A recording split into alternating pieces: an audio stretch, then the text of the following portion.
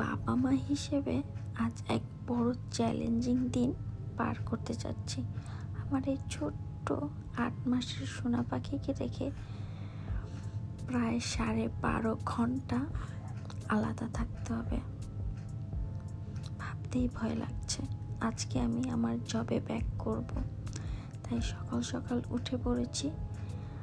উঠেই কিচেনে গিয়ে বাবুর সব কিছু রেডি করছিলাম, খাবার দাবার এই আর কি, এগুলো রেডি করছিলাম। আর আমার খুব টেনশন হচ্ছিল, ভয় হচ্ছিল, বাবু কি সত্যি আজকে মাকে ছাড়া একা থাকতে পারবে?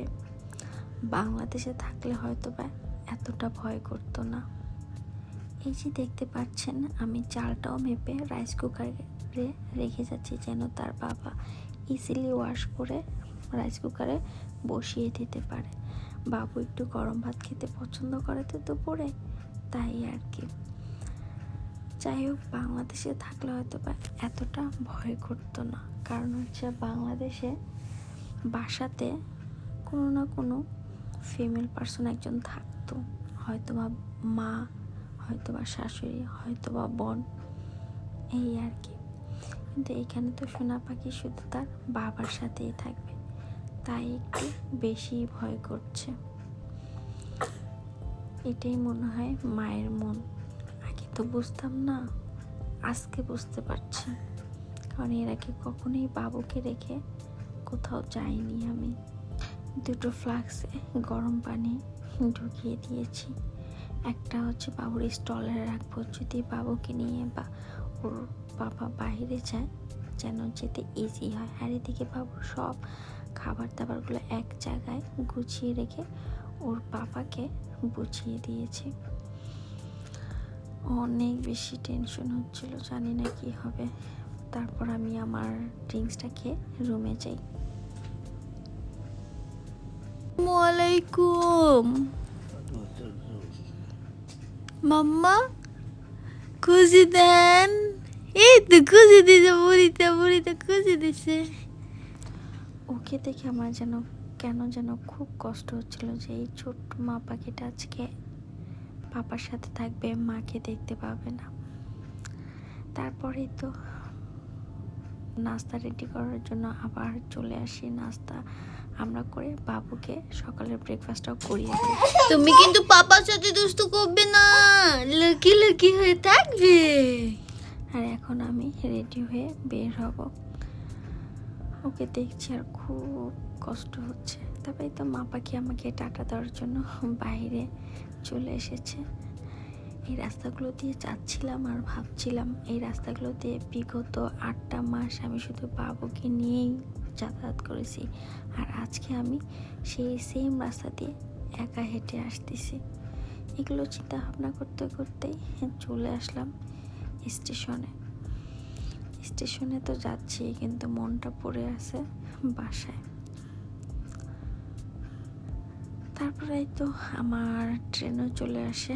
ট্রেনে উঠে বসে আগে শুধু চারপাশে এটা ওটা দেখতাম, আর কোথায় ঘুরবো, কোথায় কি করব না করবে এগুলো চিন্তা ভাবনা করতাম। আর আজকে শুধু মাথায় ঘুরছে আমার ছোট্ট সোনা পাখি মেহরিশের কথা। মানে কেন যেন শরীরে কোনো শক্তিই পাচ্ছি না, মনে হচ্ছে কাজের। এতদিন পর কাজে ব্যাক করছি, কাজ আদৌ করতে পারবো কিনা এগুলোই টেনশন করছিলাম।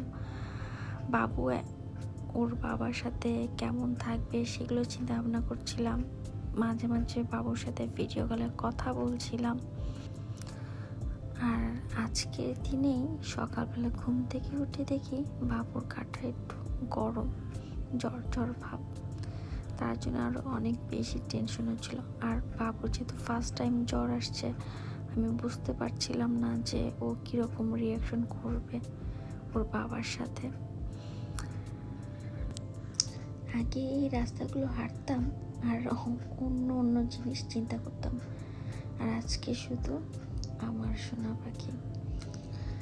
আসলে বাচ্চাকে রেখে একটা মায়ের জব করা যে কি পরিমাণ কষ্টের একটা কাজ, সেটা আজ আমি বুঝতে পারছি। আল্লাহ আমাকে ধৈর্য দিক, আমার সন্তানকে যেন ধৈর্য দেয় এবং সাথে তার বাবাকেও যেন ধৈর্য দেয়, আমরা সব কিছু যেন ওভারকাম করতে পারি। বিদেশের লাইফটা অনেক চ্যালেঞ্জিং, সব কিছু ব্যালেন্স করেই চলতে হবে, একা হাতেই সব কিছু করতে হবে, মনোবলটা শক্ত রাখতে হবে। যাই হোক, এগুলো চিন্তা ভাবনা করতে করতেই আমি আমার জবের একদম কাছাকাছি চলে এসেছি। এখন আমি জবে ঢুকেও যাব। আস্তে আস্তে তো বললাম, 2-1 বার বাবুর সাথে কথাও বলেছি। এখন পর্যন্ত বাবু ঠিকঠাক আছে।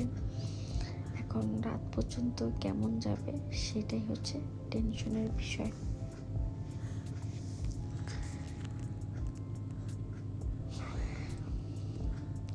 আজ যখন ভয়েস দিচ্ছি মনে হচ্ছিল এগুলো দেখে অনেক কান্না পাচ্ছিল আমার, যে বাবুকে রেখে আমি ফার্স্ট এত দূরে আর এতক্ষণের জন্য আসছি। যাই হোক, এখন আমি আমার কাজে ঢুকে যাব, দেখা হবে পরে। তারপরে আমি যেহেতু আজকে বাবুকে রেখে জবে গিয়েছি, জবের ওখানে সবাই একটু পরপর বলছিল যাও বাবুর সাথে কথা বলে আসো, যেহেতু ফার্স্ট টাইম এসেছো বেবিকে রেখে। তাই তো মাঝে মাঝে একটু বাবুর সাথে ভিডিও কলে কথা বলছিলাম 2-1 মিনিট করে। তারপর আবার যে কাজ করছিলাম, এই করতে করতেই আমার দিনের অনেকটা টাইম পার হয়েছে। দেখেন সোনা পাখি আমার দিকে তাকিয়ে আছে। বাংলাদেশ থেকে সবাই ওকে ফোন দিয়ে দেখছিল, কথা বলছিল, একটু হ্যাপি রাখার চেষ্টা করছিল। তারপর তো আমার ব্রেক টাইম, আমি আমার ব্রেক শেষ করে দেন আবার ব্যাক করে কাজকর্ম করে দেন এখন আমার কাজ শেষ, বাসায় যাব। আর এই রাস্তাটা যেন আজকে শেষই হচ্ছিল না, খালি ভাবছিলাম কখন গিয়ে মেহেরিশকে একটু কোলে নিব। তারপর তো স্টেশনে চলে এসেছি। আজকে তো তাও রাত 9:30। এরপরে আমার যেদিন কাজ সেদিন তো রাত 11:30 বাজে যাবে।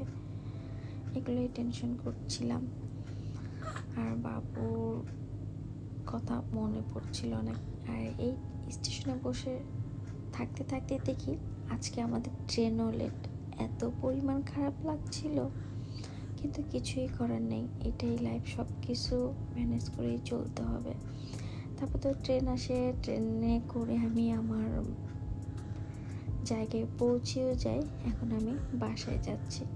আর বাসায় গিয়ে বাবুর তেমন রিয়াকশন দেখিনি, কারণ বাবু ঘুমিয়েছিল আর ঘুম থেকে উঠে নর্মাল ছিল। কিন্তু আমি যখন কোলে নিই তাকে, সে শুধু আমার দিকে অবাক দৃষ্টিতে তাকিয়েছিল। কোলে নিয়ে এক অন্যরকম শান্তি পাচ্ছিলাম। আর এই ছিল আমাদের ভিডিও। সবাই ভালো থাকবেন, সুস্থ থাকবেন, দেখা হবে নেক্সট ভিডিওতে।